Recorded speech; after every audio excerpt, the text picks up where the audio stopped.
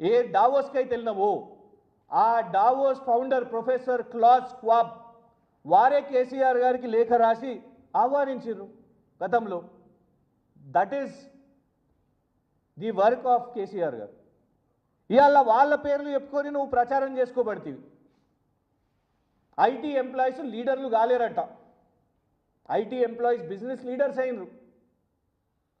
ఇవాళ Donald Trump వెనుక గెలుపుకు కారణమైన ఎలాన్ మస్క్ ఆయన టెక్కీయే.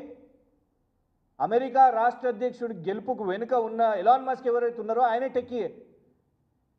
ఎంతోమంది ఐటీ వాళ్ళు పనిచేస్తుంటే ఇవాళ మనకు పెట్టుబడులు వస్తున్నాయి. నువ్వు చిన్నగా నామోషిగా ఐటీ వాళ్ళని తీసి పడేసినట్టు ఏదైతే అన్నావో అది తప్పు. రాజకీయంగా ఒక గ్లోబల్ ప్లాట్ఫామ్లో వెళ్ళి వాళ్ళను వర్కర్స్గా అని చెప్పడం, they are leaders, they are business leaders. వాళ్ళ మనం ముందుకు పోతున్నాము. నువ్వు అట్లాంటి దావోస్కి నువ్వు పోయి పెట్టుబడులు తీసుకొని వస్తున్నావు అంటే డెఫినెట్గా వాళ్ళందరూ ఒక వర్క్ ఫోర్స్గా పనిచేస్తున్నారు కాబట్టి. అదొక్కటే కాకుండా ఇవాళ వారి అహంకారం ఏంటంటే ఒక గ్లోబల్ ప్లాట్ఫామ్లో కూడా రాజకీయాలు కేటీఆర్ గారిని అనాలి, కేటీఆర్ గారిని చిన్న చూపు చేసి ఆ సాడిస్టిక్ ఈగో ఒకటి రేవంత్ రెడ్డి గారికి నిజంగా చూపెట్టాలంటే నువ్వు కేటీఆర్ గారి లాగా నిజంగా ఆ ప్లాట్ఫామ్స్లో మాట్లాడు, సంతోషపడతాం. ఈ న్యూక్లియర్ చైన్ థియరీలు, ఈ రకరకాల కామెడీలు కాకుండా, ఇట్లాంటి ఫేక్ ఫోటోలు ఫేక్ ప్రచారాలు చేసుకున్నాడు కాకుండా ఒరిజినల్గా ఒక యాపిల్ సీఈఓని కలిసినప్పుడు ఆయనకి పాపం సత్యా నాడెల్లా ఏ సంస్థనో ఆయనకు తెలియదు. మైక్రోసాఫ్టా, ఇన్ఫోసిసా, గూగులా, విప్రో అని కన్ఫ్యూజ్ అవుతూ ఉంటాడు, పేర్లు రకరకాల పేర్లు చెప్తూ ఉంటాడు. ఇవాళ రేవంత్ రెడ్డి గారే గతంలో పెట్టుబడులు అవసరం లేదు, వీళ్ళందరూ ఇదంతా కూడా ఉత్తిదే అని చెప్పింది అందరం కూడా చూసినాం.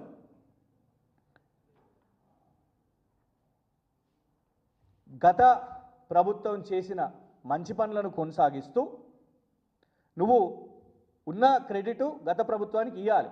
ఇవాళ నువ్వు ఇన్ని డేటా సెంటర్స్ని తీసుకొని వస్తున్నావు కదా, అసలు డేటా సెంటర్ ఎందుకు వస్తుంది? ఎట్లొస్తుంది డేటా సెంటర్? విద్యుత్ సరఫరా నిరంతరాయంగా ఉంటేనే డేటా సెంటర్స్ వస్తాయి. Data centres need a lot of electricity, చాలా విద్యుత్ అవసరం. కేసీఆర్ గారి ప్రభుత్వం విద్యుత్ సమస్య లేకుండా ఈ రాష్ట్రంలో చేసింది కాబట్టే ఇన్ని డేటా సెంటర్లు వస్తున్నాయి. ఇవాళ నువ్వు అనౌన్స్ చేస్తున్న డేటా సెంటర్లు కూడా గతం 2014 కంటే ముందు తెలంగాణ రాష్ట్రంలో ఒక్క డేటా సెంటర్ అని ఉందా? 2014 తర్వాత ఎన్ని డేటా సెంటర్స్ ఇక్కడికి వచ్చినాయో ఆలోచించాలి. అలాంటిది అవగాహన లేకుండా ఉత్తిగా పోయి ప్రచార ఆర్భాటం కోసం, అంకెల గారడి కోసం చంద్రబాబు నాయుడు గారు బిల్ గేట్స్ని కలిసిరు. నువ్వు పోయి మేఘా కృష్ణారెడ్డిని, పిచ్చారెడ్డిని వాళ్ళని పోయి కలిసి వస్తావు. నువ్వు వాళ్ళని కలవడానికి గక్కడి దాకా ఎందుకు, ఇక్కడనే కలువు, హైదరాబాద్లో అయిపోతుంది. రెగ్యులర్గా కలుస్తూనే ఉంటావు కదా, కలిసి లావాదేవీలు కూడా అవుతున్నాయి. సో దావోస్ మళ్ళొకసారి బోగస్.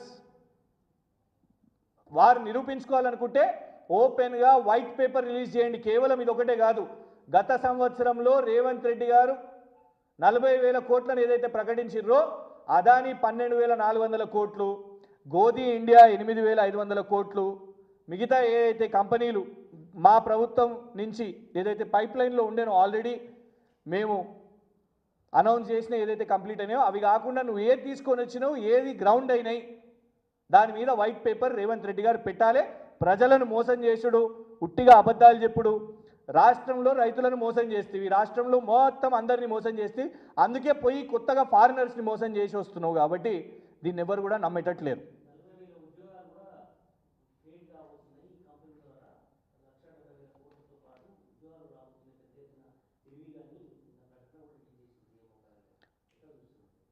లాస్ట్ ఇయర్ ఎన్ని వచ్చినాయో, ఎన్ని ఉద్యోగాలు వచ్చినాయో చెప్పండి.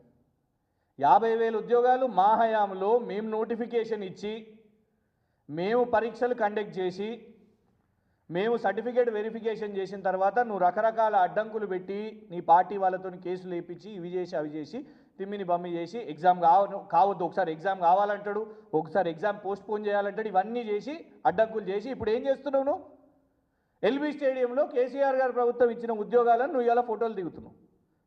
నువ్వు క్రెడిట్ కొట్టాలనుకుంటున్నావు, ఓకే. కానీ నీ ప్రభుత్వంలో బిర్యానీ తినుకుంటూ రాహుల్ గాంధీ 2 లక్షల ఉద్యోగాలు ఇస్తా అని చెప్పిండు కదా అశోక్ నగర్ మిత్రులకు అందరికీ కూడా. ఆ 2 లక్షల ఉద్యోగాల్లో నువ్వెన్ని ఇచ్చినావు చెప్పును. నంబర్ 1. నంబర్ 2, మొన్నొచ్చిన 40,000 కోట్ల పెట్టుబడుల్లో నీ గోధీ ఇండియా ఎన్ని ఇచ్చిండు, నీ తమ్ముని స్వచ్ఛ బయో ఎన్ని ఉద్యోగాలు ఇచ్చింది, నీ వాల్ష్ కర్రా ఎన్ని ఇచ్చిండు ఉద్యోగాలు చెప్పివి.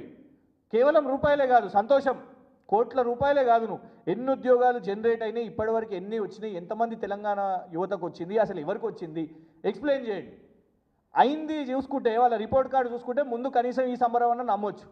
అయిందే ఏం లేదు లొట్ట పీసు, మళ్ళా ముంగటేదో ఏదో జరిగింది అన్నట్టు చెప్పబట్టే. అంటే ఇక్కడ ఒకటే, మన ఊరి బర్రెను పక్క ఊర్లోకి పోయి కొంటుండు ఆయన, దానికి రంగు పూస్తున్నాడు దావోస్ అని చెప్పి. ఆశ్చర్యపోతున్నారు, ఏంది అసలు ముఖ్యమంత్రినా ఇది, ఏంది ఇంత దారుణమైన పరిస్థితి అని. అంతటా దయచేసి మీడియా వాళ్ళని కూడా మేము కోరేది ఏంటంటే, మా ప్రార్థన ఏంటంటే, ఉట్టిగా చీఫ్ మినిస్టర్ గారు ఆఫీస్ నుంచి రాగానే యాజ్ ఇట్ ఈస్గా రాయకండి. ఎందుకంటే దాని తర్వాత కరెక్షన్ చేస్తారు వాళ్ళు. న్యూస్ పేపర్స్కి క్రెడిబిలిటీ ఉంటుంది. ఈ న్యూస్ పేపర్ వచ్చిన తర్వాత మరుసటి రోజు మనం న్యూస్ పేపర్లో మార్చలేం కదా. న్యూస్ పేపర్లో పేరు వచ్చిన తర్వాత ఓహో ఇంత బ్యానర్ బోల్డ్గా మనం ఇన్ని కోట్లు 1000 కోట్లు అని, తర్వాత మరుసటి దినం మేము అన్న తర్వాత అన్నారు కదా ఆయన దిలీప్ షాంఘవి కాదు ఇంకెవరో, ఆయన ఎవరో విద్యాసాగర్ ఎగ్జిక్యూటివ్ డైరెక్టర్. అది కూడా విచిత్రం. ఇగోండి సన్ పెట్రోకెమికల్స్ వెబ్సైట్లో చూసినామండి, Sun Petrochemicals website executive directors list ఇది మొత్తం. ఎక్కడ కూడా మీరు ఫోటో దిగిన పెద్ద మనిషి విద్యాసాగర్ గారి పేరు అందులో లేదు. Sudheer Brindavan Das వాలియా non executive director. ఎందుకంటే ఎండి అయితే దిలీప్ షాంఘవి గారు. దిలీప్ షాంఘవి గారు రేవంత్ రెడ్డి గారు దిగిన దిలీప్ షాంఘవి గారు కాదు, వేరే మీకు చూపెట్టినా కదా, ఇవ్వండి ఈయనే ఈ దిలీప్ షాంఘవి గారు, రైట్.